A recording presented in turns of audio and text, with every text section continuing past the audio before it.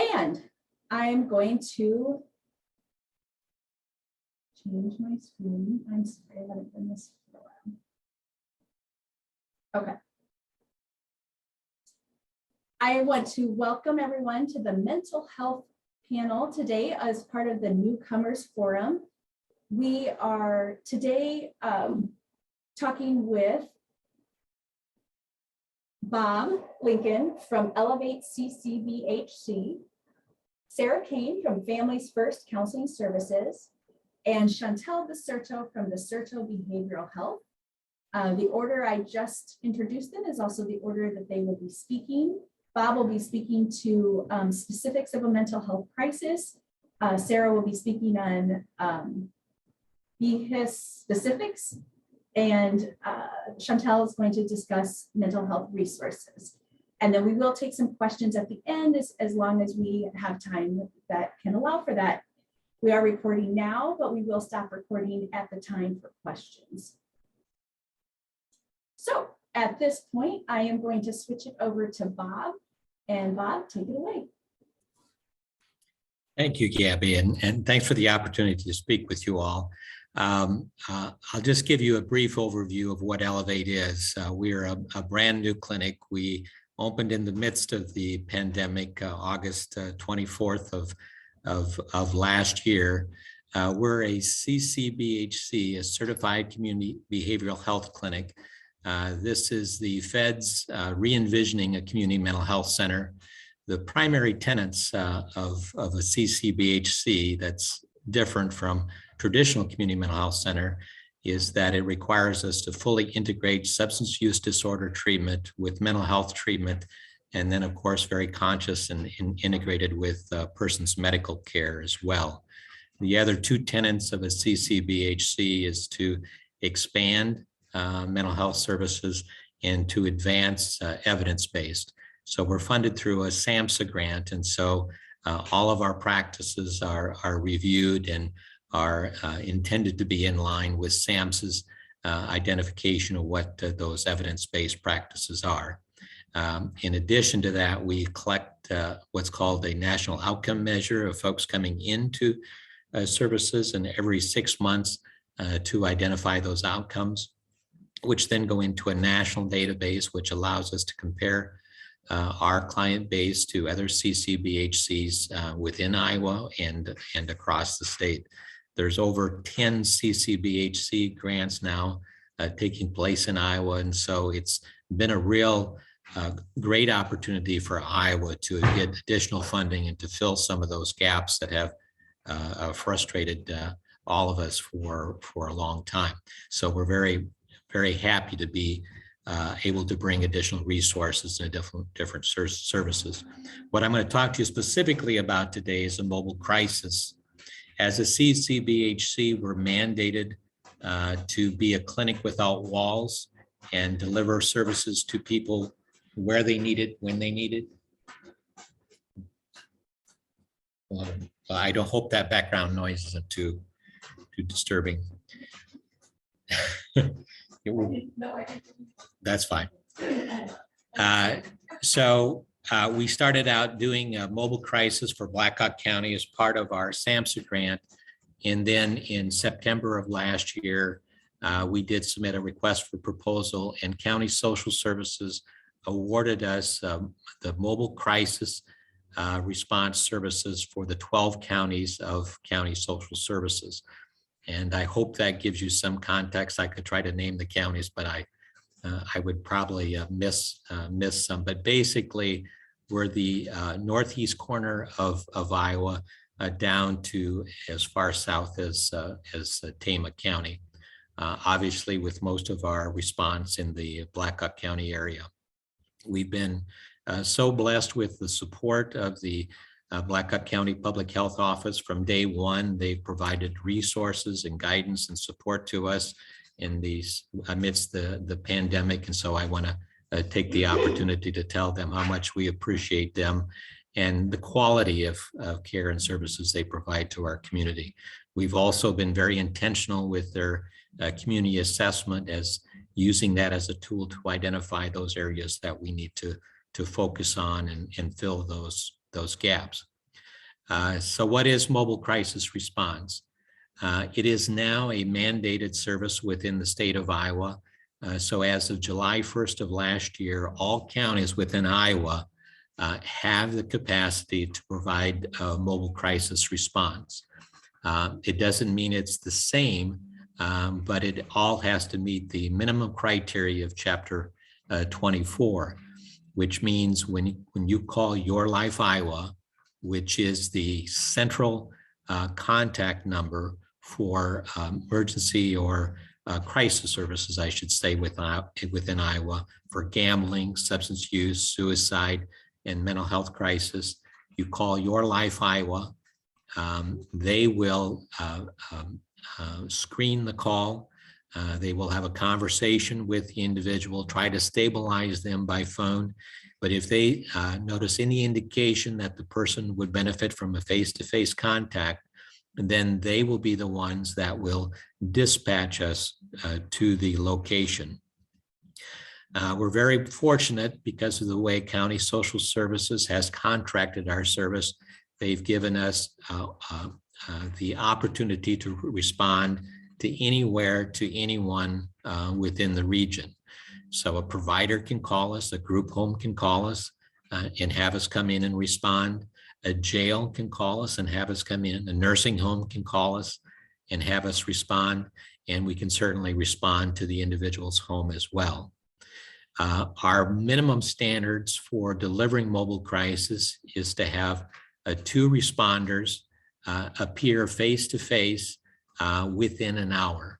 I'm proud to say that we've been averaging closer to 20 minutes. Obviously, that has a lot to do with the location of the caller. If they're in our urban area, we're able to obviously dispatch quicker. In the rural area, sometimes it takes us a little longer to get the response there. Excuse me. At any given time, we have 3 teams that are on call 24/7. We have a team that's dedicated to the 4 counties around Blackhawk, Butler, Tama, and Grundy. And then we have a team for the 4 counties in the north, Cerro Gordo, Howard, Chickasaw, and Floyd. And then up in the 4 counties up in the northeast.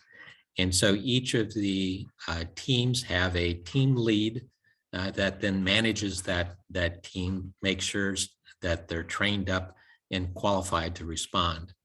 Our responders are not mental health professionals, but they meet the criteria of Chapter 24. They get specific training on how to de-escalate and assess a mental health crisis to really get the person to the resources that they need.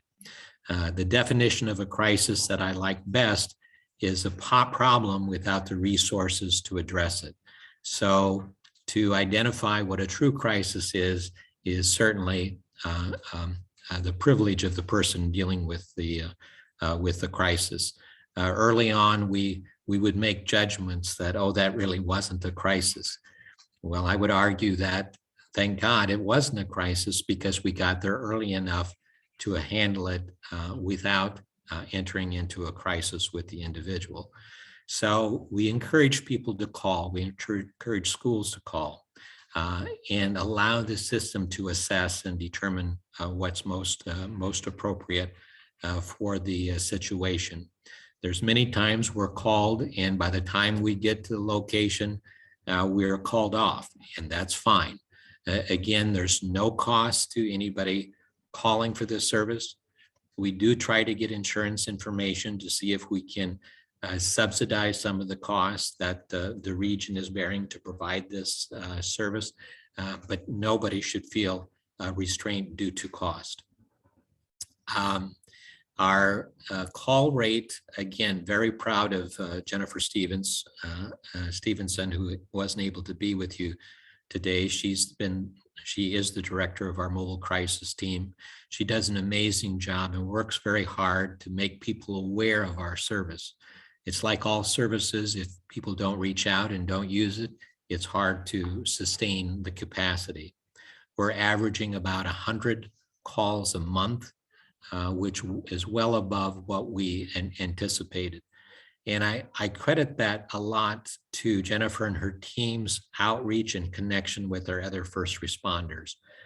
We've been very deliberate about meeting the same standards as EMS and law enforcement. If we can get there, if weather permits, if we're able to get there safely, we show up.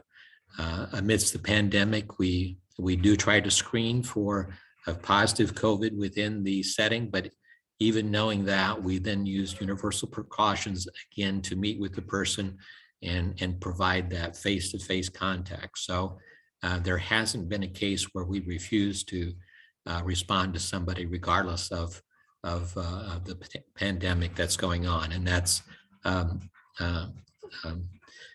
caused me to many occasions refer to the responders as real heroes, as all of our first responders are.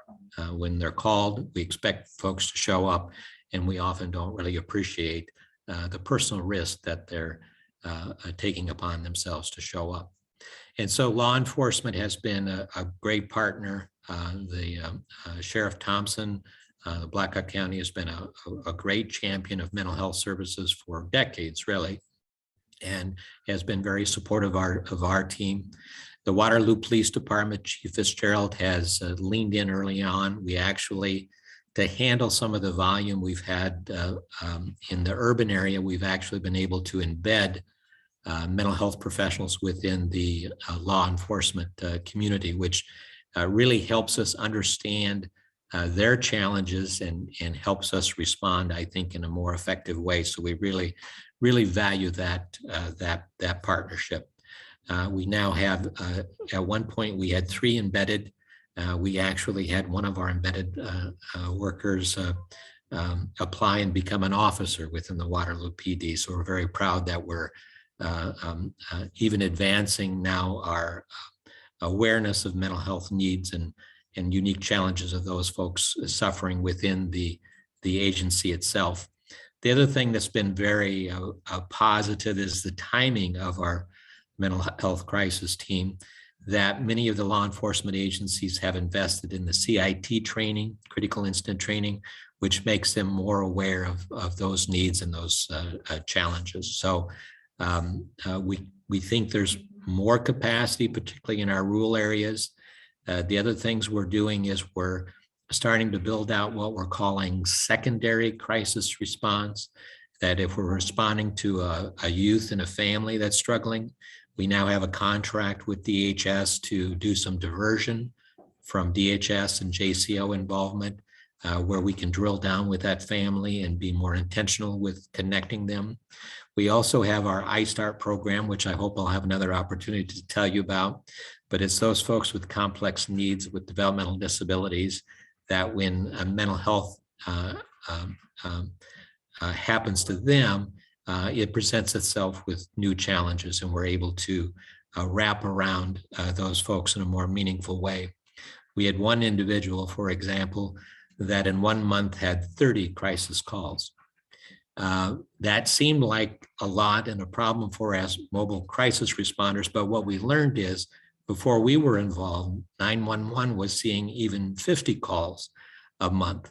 And so we were able to take that burden away from them. And then we had the resources to wrap around that individual and get him the services that he needed. And we had a local provider that stepped up to the plate and did an amazing job meeting his complex needs.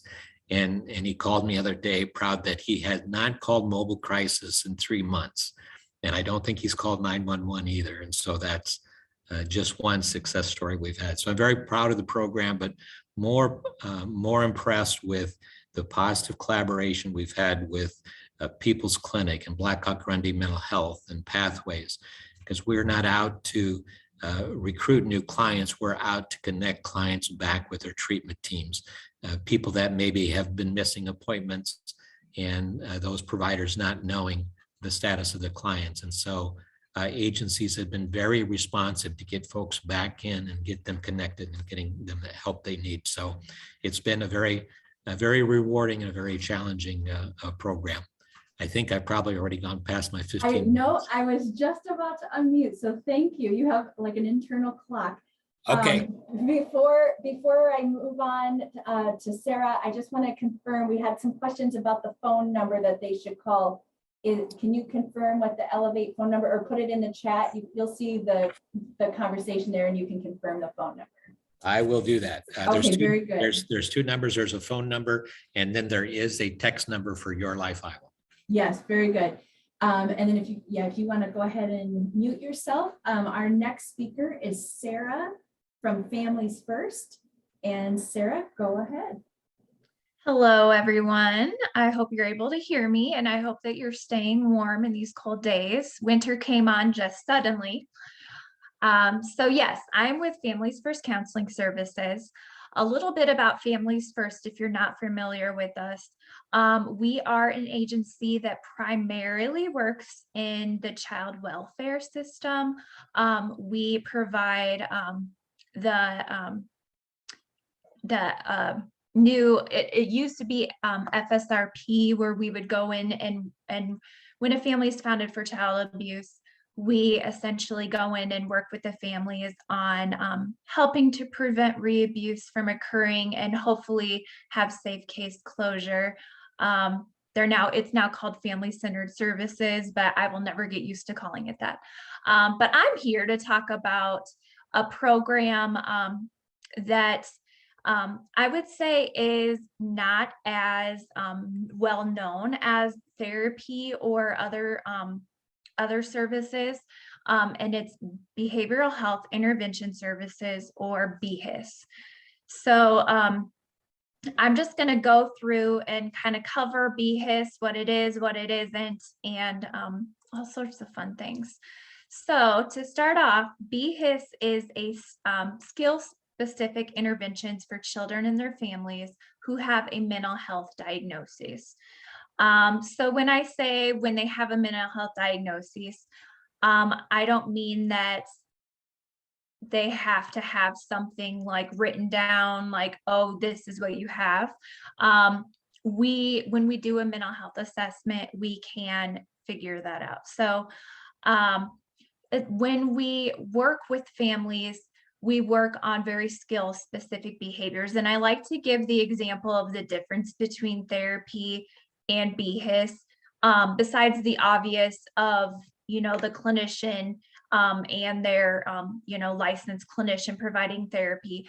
BHIS is where therapy works on, processing and really diving into feelings and emotions and helping a person and her kiddo. We are sort of like an add-on service to therapy or any other long-term service, such as med management. And we are working on skills. So I like to give the example of if a kiddo is struggling because their family is going through a divorce, therapy would be the service that helps them process with that and their feelings, where we come in and we work aside the therapist and say, okay, you're doing A, B, and C, and it's maybe getting you into trouble, or maybe you're not able to communicate and you're shutting down. We're teaching them that it's okay to feel whatever they're feeling, but we're going to teach them replacement behaviors so they can learn to express how they feel, but do it in a healthy manner. When you think of skills, I mean, a lot of the time we do work with kiddos that, conflict resolution is an issue for them. Aggression, problem solving might be an issue. More of the anger when you think about, behaviors. But we also do work with kiddos that maybe just struggle socially. They don't know how to interact with others. They have poor boundaries. Kids that might just not even know how to recognize their emotions or how they're feeling. So anything to do with an actual behavior, that's what we go in. And we teach them step-by-step replacement behavior. So this is done, and I'll kind of run through a life of a case with you. We get referrals from anywhere and everywhere. The only stipulation to be eligible for the service is that you have to be on Title 19. And Hawkeye does not qualify, unfortunately. But if a kiddo has Title 19, they can get the service for free, which is amazing. So from there, we get a referral process. Then from there, we schedule a mental health assessment, a very basic mental health assessment done by one of our licensed clinicians. And it's just a lot of information gathering and kind of discussing what behaviors that the kiddo might be struggling with, and coming up with a treatment plan with their guardian of what they feel needs to be worked on. From there, we submit our request into the lovely MCOs for approval. And after that, the MCOs approve or deny based upon kiddos' needs, and services are started. I'm gonna say typical, and I hate using the word typical because there's kiddos with, different circumstances. So there might be a kid that gets approved to be met with for longer than normal, or there might be kiddos that might be younger that don't need the same amount of time as maybe a teenager. So, but a typical approval is working with a kiddo for an hour a week individually and an hour a week with their family. The difference between the two is we're not teaching, when we're working with the kiddo, we're working on the skills and encouraging them, and working with them, molding whatever skill they need to work on. In family sessions, we're teaching the family, their guardian, about what we'd worked on during that session individually, and how they can encourage those behaviors in the home, or if they see that behavior in the home, how to make a big deal out of it. We really encourage positive reinforcement rather than punishment. We know that kids learn, and when they come to us, they've probably been through the ringer and they're at their wits' end. And we know that pointing out the positives that a kid does rather than punishing them for the negatives tends to make a better impact and makes them want to change their behavior more. So with that being said, a typical authorization that we get is 6 months. 6 months of working with them an hour a week.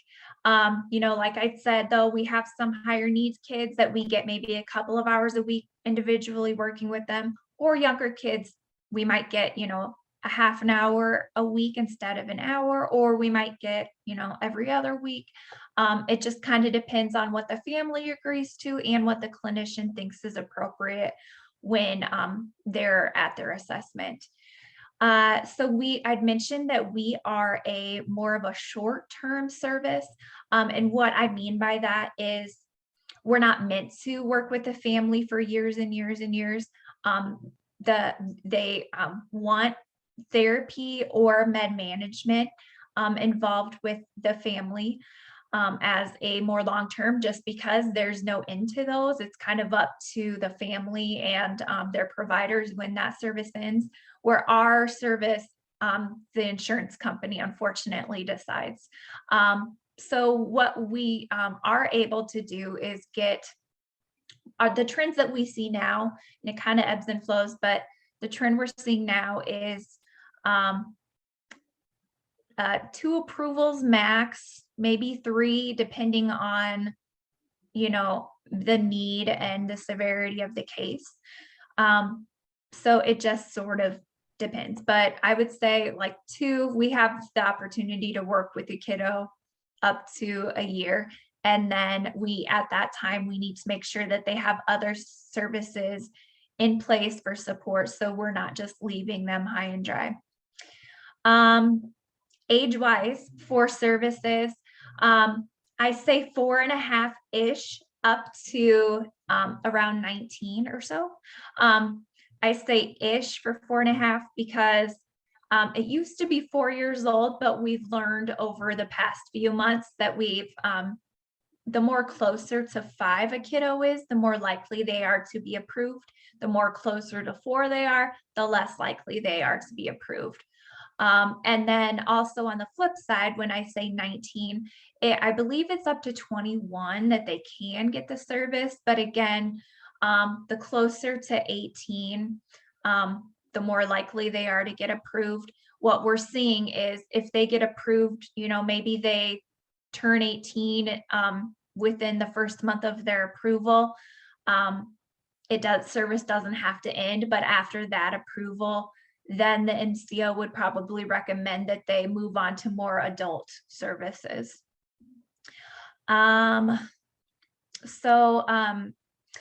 Couple things that I wanted to highlight as well. So our providers, they must receive clinical oversight by a licensed clinician who kind of oversees their caseload and makes recommendations, making sure that they're doing what they should be doing. So with all of their goals and objectives that they're working on, they're to use evidence-based curriculum, work on whatever that they need to for their behavior, but also make sure that they're doing it in a manner that it has outcomes. Also, they have to have at least a bachelor's degree with a year's experience working with kids. So we're not just throwing anyone in there to work with your kiddo. Some of the limitations that I like to kind of touch on is we can't communicate with anyone without a release besides, unless it has to do with child safety.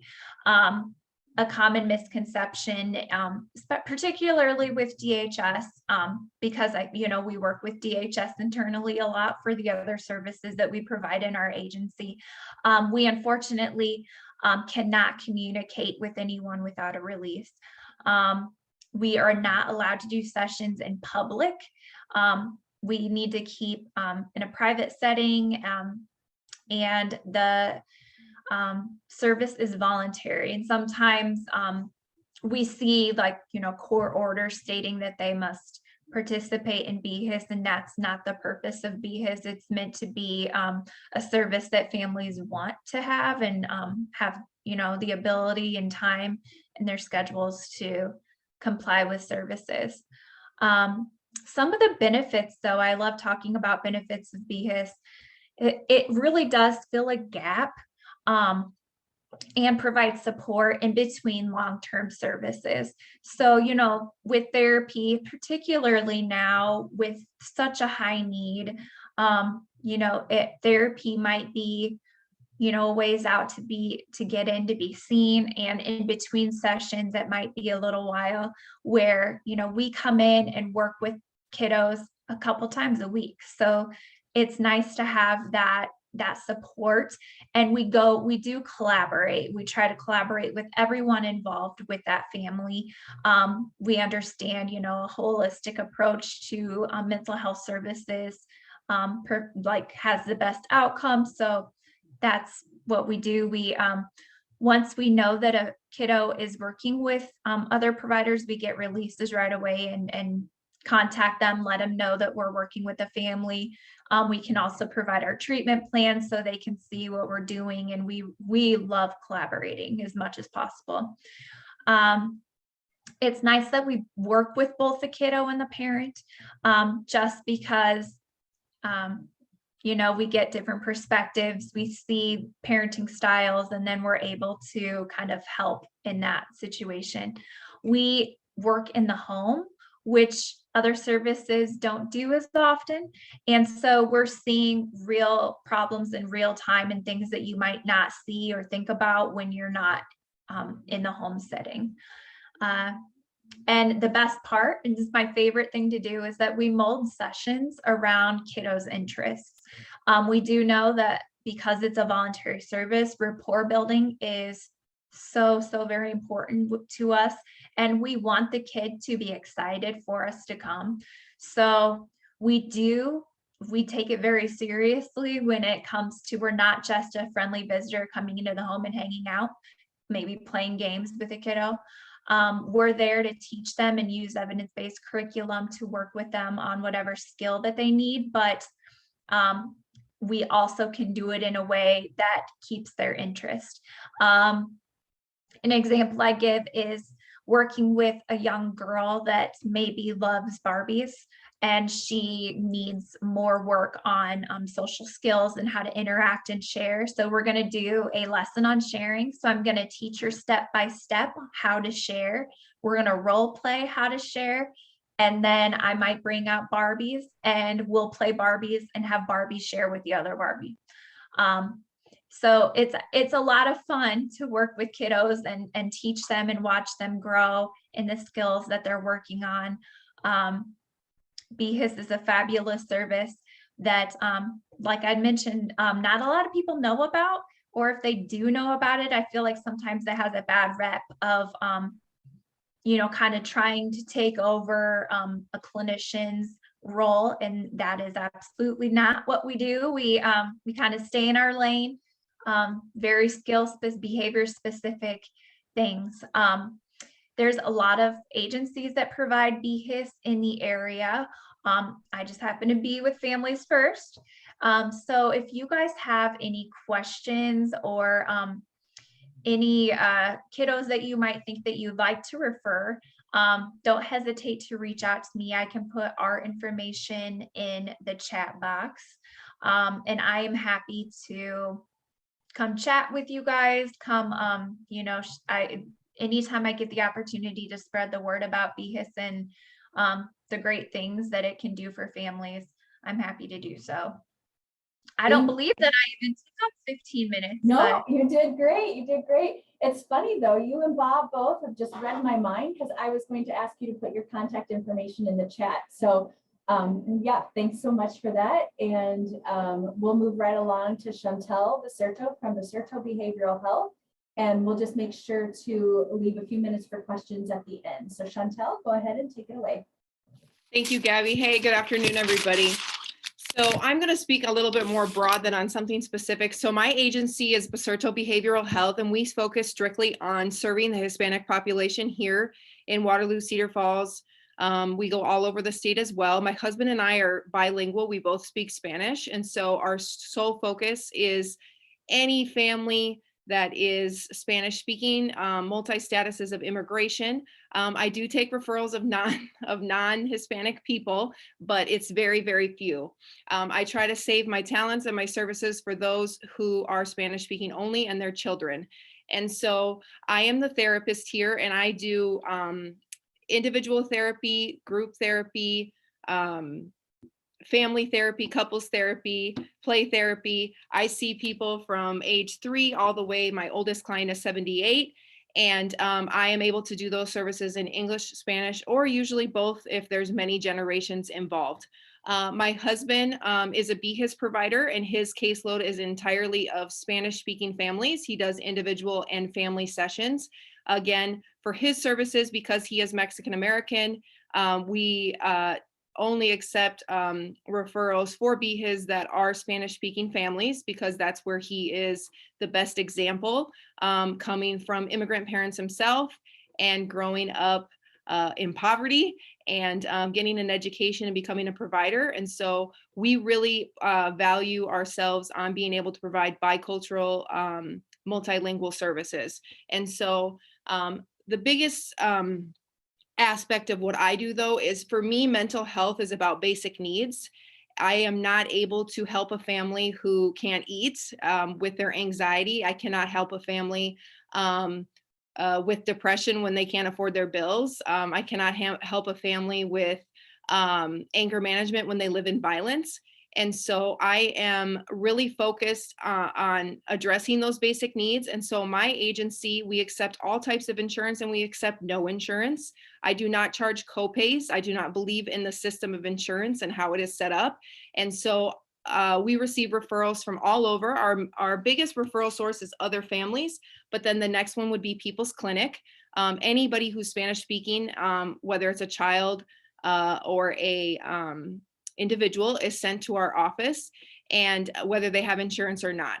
So I see anybody regardless of income. Mostly everybody we see here is low income. And some of the other services that I like to focus on are making sure people have food assistance. I help them fill out food assistance applications, Medicaid applications, FIP applications. I also do immigration evaluations for individuals who need them for psychological reasons for immigration purposes. I help people get restraining orders. I am not a therapist who just likes to sit and talk about feelings. I like to get down and dirty and go and help them access these resources. I will be the first one at a police station helping them feel comfortable to report a crime. I will be the first person there helping them fill out the paperwork for a restraining order. We have created a really good system here where I have a lot of private donors, private individuals that I access when I have a family who needs something, because I need to help people beyond just helping them process what's going on in their lives. I need to help them address some of those problems. As Bob said, to find solutions to these problems is the best way to approach it. And so I have a lot of resources through Iowa Legal Aid, through the Department of Human Services. So if someone's not hearing back from their food assistance worker or their Medicaid worker, I know exactly where to go, and I will have an answer for that family by the end of the day.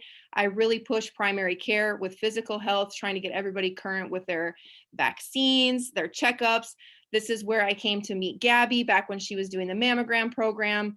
And so I really like people to know of every single resource that is available to them, whether they are undocumented, documented, resident, citizen, Spanish speaking, Burmese speaking, Bosnian speaking, to help them access those care points, whether it's a colonoscopy or their kid needs tutoring.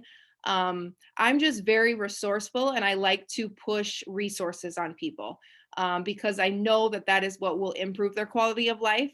And I have evidence of it. And whether it's helping a family fill out the FAFSA, or helping them find a tutor, like I said, or get their kid in sports. I have a lot of resources here within my own agency where I go to people who privately want to donate or help to help pay utility bills, rent bills. A family needs clothing. I need a family who has a bed. I kind of put it out there, feel it out, who can help with that. Christmas presents, quarters for laundry, appliance breakdowns. And so these are things that affect people on a daily basis that people who are privileged like myself have, no problem handling. And so I just really wanted to put that out there, that if anybody out there ever needs any help with anything, it doesn't matter if you don't know how to approach custody for your child or a divorce attorney, that I have resources available to present to you. Now, for us, the reason why we are so passionate about these things is that these services do not have Spanish speakers available to our community. And so that's why I'm right there advocating. Most kids as teachers don't speak Spanish. Most kids as doctors don't speak Spanish. Most kids as coaches don't speak Spanish. And I am not afraid to advocate for parents on their behalf to make their lives better in understanding what needs to be done for their kid.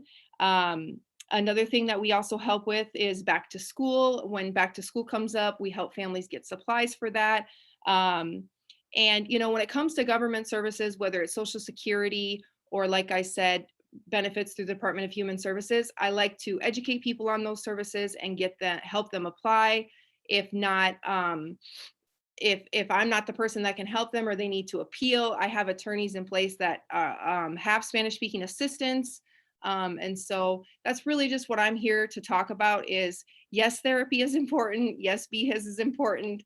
Yes, counseling is important. Whatever way you want to talk about it, is important. But these resources are available in the community. Yes, they are few, but they still exist. They can't help everybody at all times of the year. But I like to make people aware of those. And so no matter what language you speak or where you're from or what your status is, we are more than willing to help anybody in this community access those services. And so I know I spoke really quick, but I wanted to make sure people had time for questions because that's so important. And I really appreciate Bob sharing that information, because I had actually had a client tell me that a police officer had given her that number. and I did not know one licking thing about it.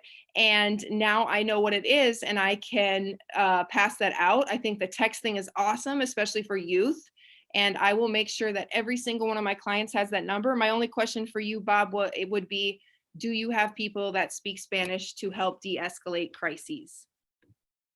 And before I let Bob answer that, thank you, Shantel. And you're not talking fast, you always talk that fast.